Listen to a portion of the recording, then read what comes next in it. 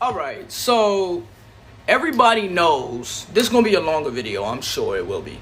Everybody knows the four non-apologies. If you don't know, I'll tell you. The first one is called an empty apology. What it does is it takes the focus off of what they did and the effect it had on you, and it puts it on their feelings. Oh, I'm sorry. I feel like shit. What can I do? Oh, I feel so bad. The second one is kind of like when a person says, I'm sorry this happened.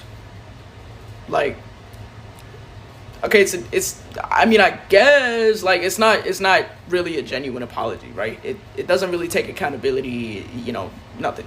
The third one is when a person says, I'm sorry you feel that way. That's blaming you. That's not an apology. The fourth one is just flat out gaslighting, denial. Like, I didn't do this. This is not my fault. I propose a fifth one.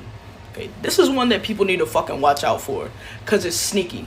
It's some covert shit. And I want to make people aware of it because it's something I had to teach somebody about today, and they didn't realize that their own spouse was doing this shit to them. And it's not okay. It's a form of abuse. So, if you come and you advocate for yourself and you say, hey, this is something that you did, it made me feel like X, Y, and Z, please don't do that again. And the next thing you hear is, let me explain why I did that. This can go one of two ways. That person could really have just like miscommunicated some shit and they explain it and then they apologize and they take accountability and they say it won't happen again.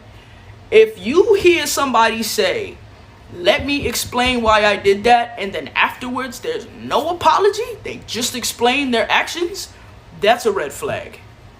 That's a red flag. Let me tell you why. What that person, I'm going to translate it for you. What they're saying is, the problem is not what I did and the effect it had on you. The problem is your ability to properly perceive things and thusly your intellect. Simply, plainly put, is basically somebody saying, I didn't do anything wrong, you're just stupid. That's basically what it means. The reason why I'm saying it's a form of abuse, it's a specific type of gaslighting. It's basically teaching you, and if it happens long enough, it teaches you not to trust your own intellect, your own intuition, your own inner guidance, your inner voice that you're supposed to listen to. It makes you question yourself. It's a form of abuse. And it's very covert. It is condescending. It is rude. It is not an apology. Do not accept that. If you hear a person just offer an explanation as a response to you advocating, get rid of that motherfucker.